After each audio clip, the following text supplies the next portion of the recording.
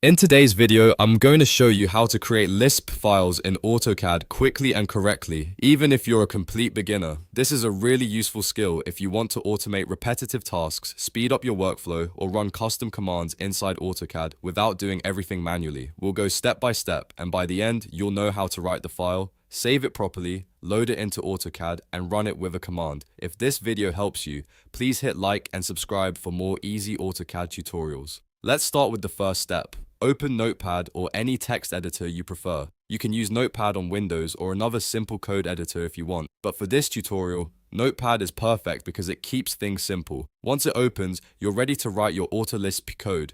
This is the part where you place the script or commands you want AutoCAD to run.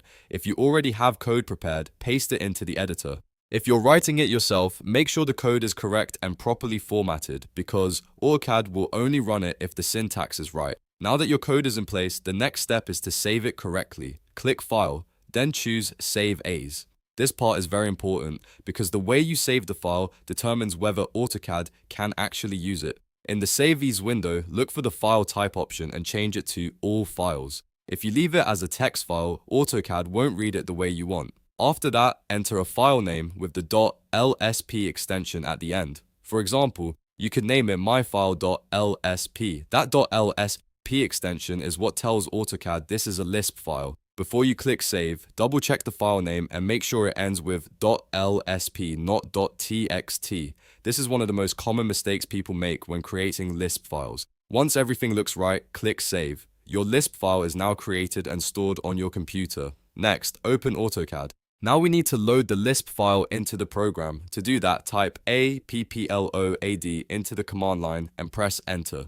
This opens the Load/Unload Applications dialog box, which is where you can bring your Lisp file into AutoCAD.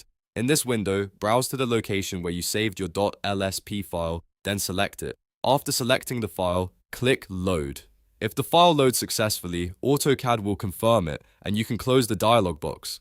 At this point, your Lisp file is active in the current AutoCAD session.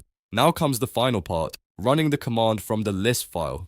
Type the command name that was defined inside your Lisp code, then press enter. AutoCAD will execute the script and perform whatever action the Lisp file was designed to do. And that's it. You've now created a Lisp file in AutoCAD, saved it in the correct format, loaded it with appload, and run the command successfully. Once you understand this process, you can create all kinds of custom tools to save time and make AutoCAD work the way you want. If this tutorial helped you, please give it a like, subscribe for more AutoCAD tips and tricks, and leave a comment if you want to see more beginner-friendly guides. Thanks for watching, and I'll see you in the next one.